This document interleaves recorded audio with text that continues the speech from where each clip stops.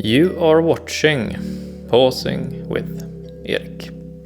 We pause for a second or two.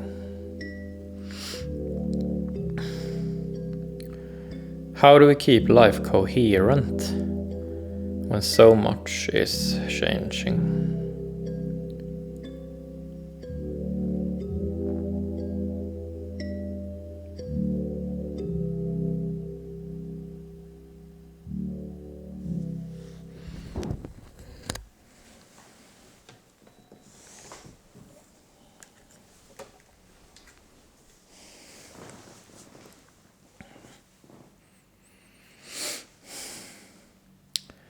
This is episode 298, Humanoid robots.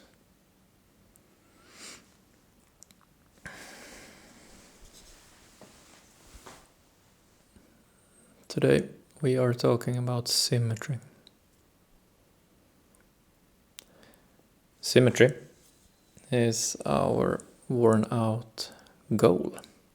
It's the goal for our worn out situation. So symmetry is what we want when we feel too tired, when we feel cut off, isolated, lonely.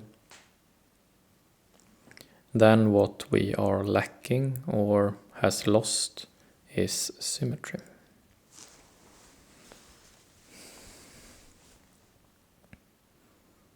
This is the image for symmetry.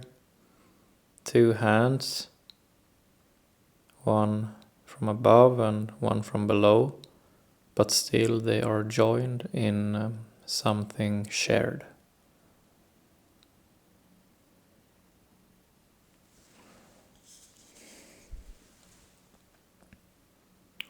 We pause and work towards a vibrant sense of spark, where the starting point looks dull.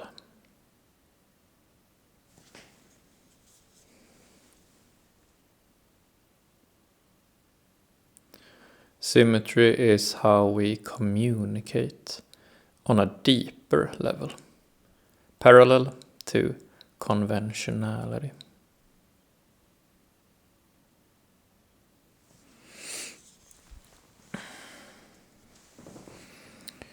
So, our worn out goal symmetry, the descriptions for it sounds quite philosophical, and these descriptions need more explaining from me.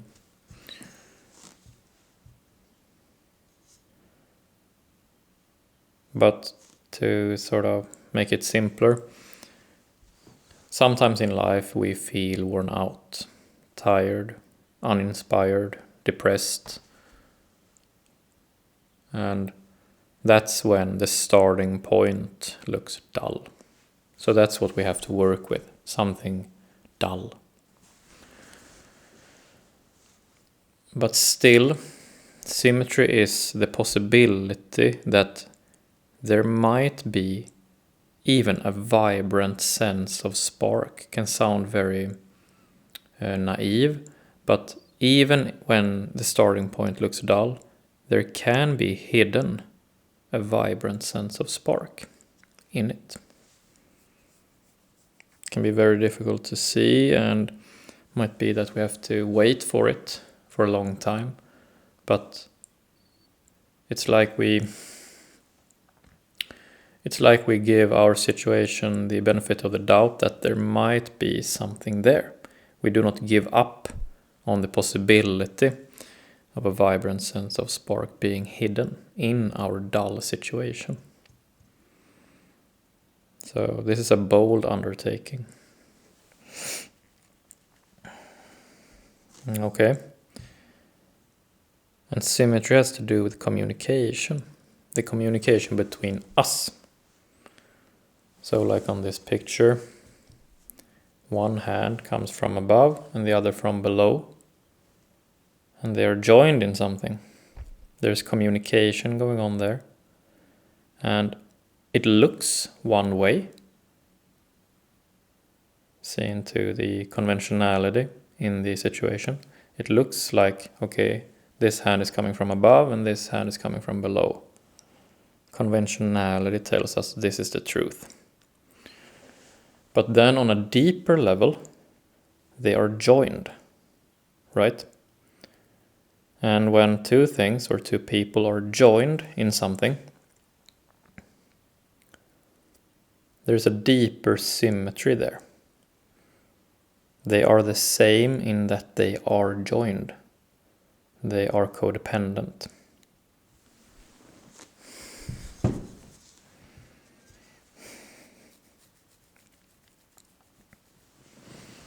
And today I think it would be interesting to talk about worn out goal symmetry when it comes to these robots being produced, which are called humanoid robots. So humanoid, the word implies that the robots are like humans, similar to humans. But I think it's more correct to say that the robots are made with the intention of mimicking humans. To make the claim that this robot is like a human being. That's the claim. So I think humanoid, the word humanoid, it has more to do with the intention of the creator of the robot more than the robot in itself.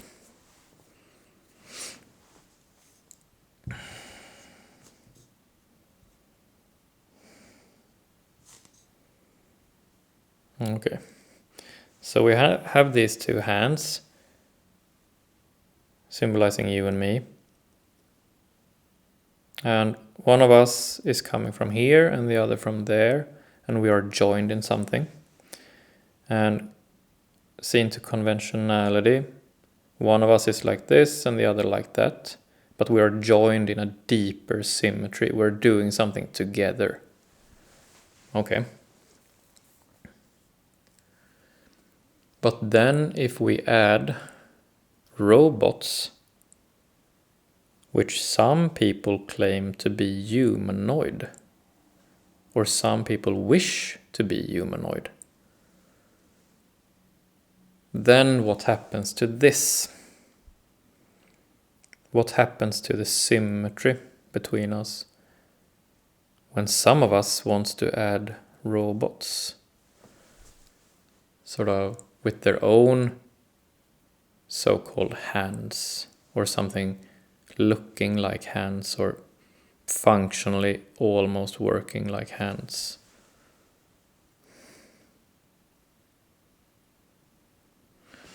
So maybe we should sketch something to make our thoughts more clear.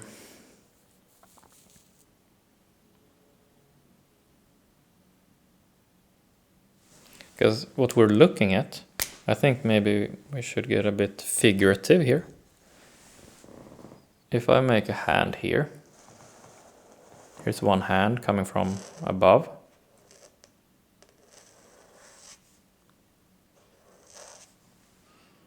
And we have another hand coming from below.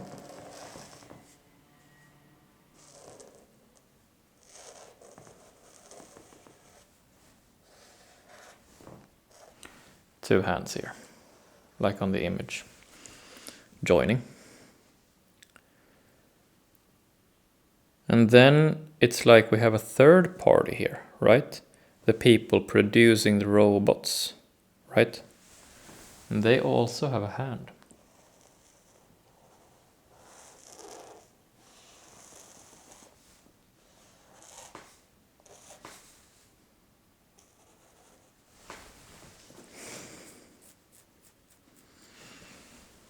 Only instead of sort of reaching for one of our hands, these robot producing hands, they're sort of making a robot instead. So I see if this gets clear with another color or darker shade of blue here. So like a robot hand here. I make it a bit clunky for to make it more obvious. So here we have a clunky robot hand.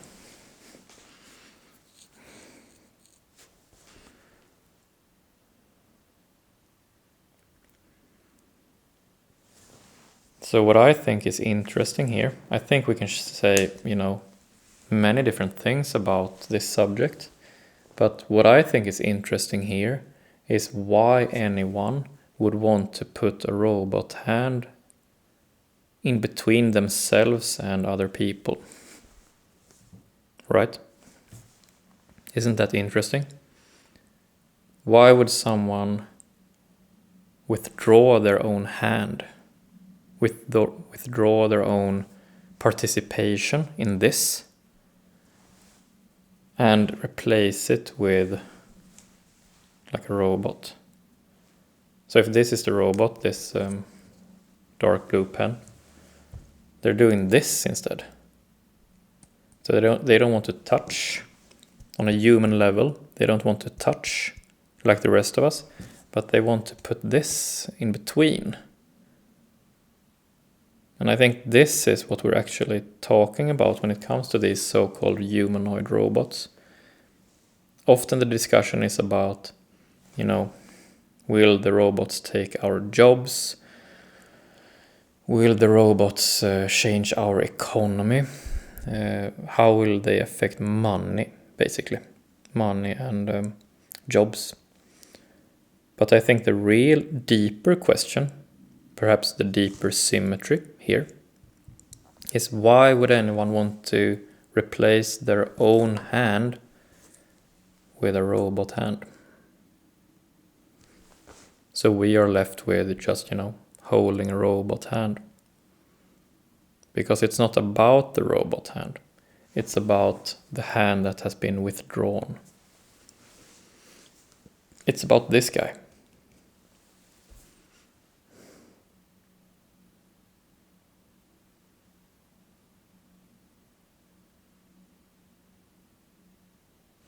And I think when pausing with this, it's easy to either get sad or angry about this guy, about this hand being withdrawn and sort of putting a robot in its place.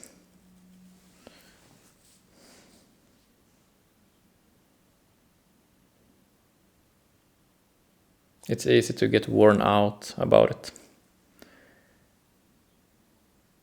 And I think all three of us, you and me and this guy, I think all of us might get equally worn out, but in different ways about this.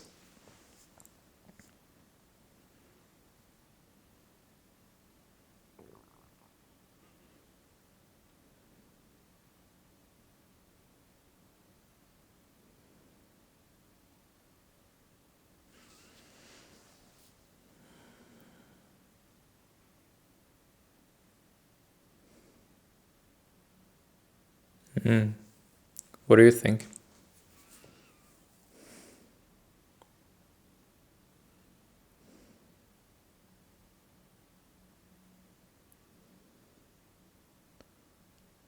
And it would seem that there is a possibility of these robot hands or these robots being produced in vast numbers.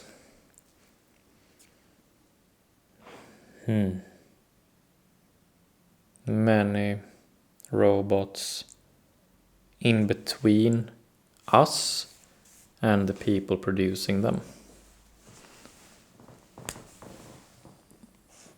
So if I make a few robot hands here.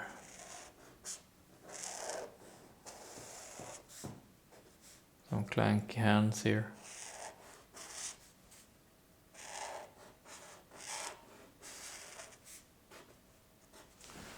And they form they become like a wall a wall between those of us who do not produce robots and those of us who produce robots.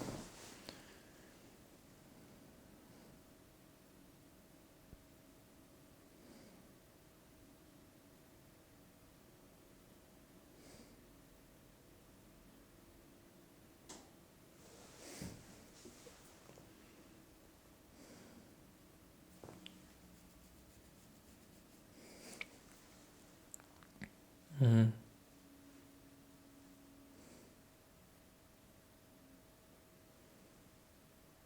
And the question also becomes, when this wall, this social wall of robots, is being put between people, the producers of the robots and the, I don't know what to call the others, maybe the consumers or the sort of the affected part or the done unto part.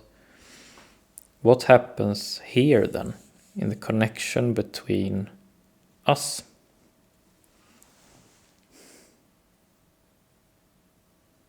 Because in some way, if a person decides to withdraw their hand and not be sort of, not join the party, but to sort of withdraw, if someone withdraws, they withdraw. So that's their decision.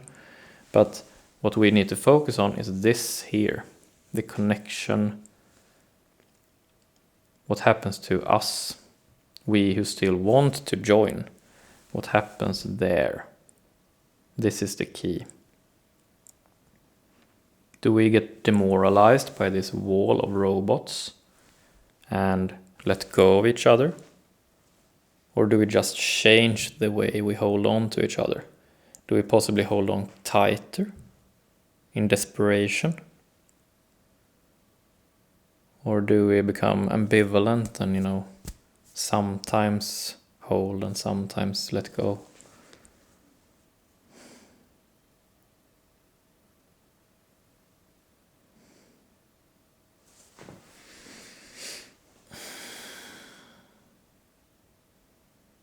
And also, let's say that one of us grasps one of these robots instead. Grasps for a robot so-called hand. It's not a hand, but it looks like a hand. What happens then if one of us grasps for one of these?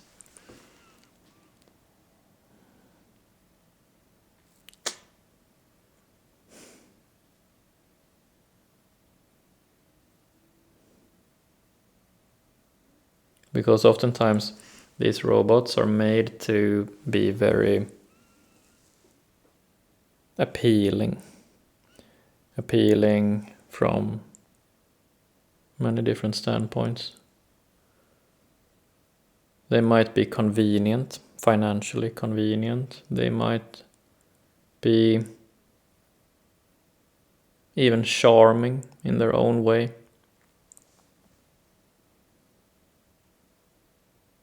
That, wow, they look like us, they look like people, but without all the hassle of emotions, without all the hassle of ambivalence.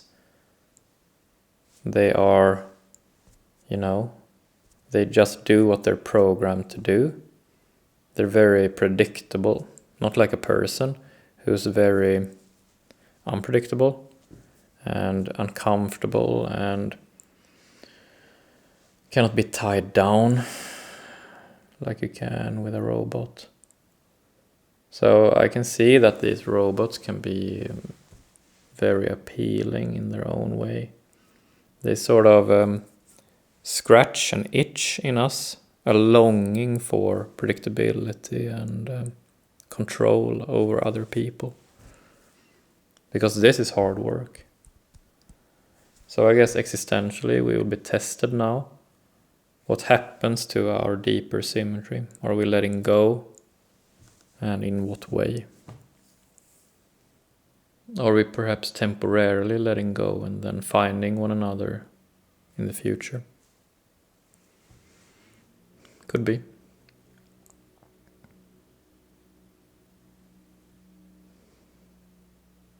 And these people who made the robots will become more and more lonely, more and more worn out, separating themselves from the rest of us.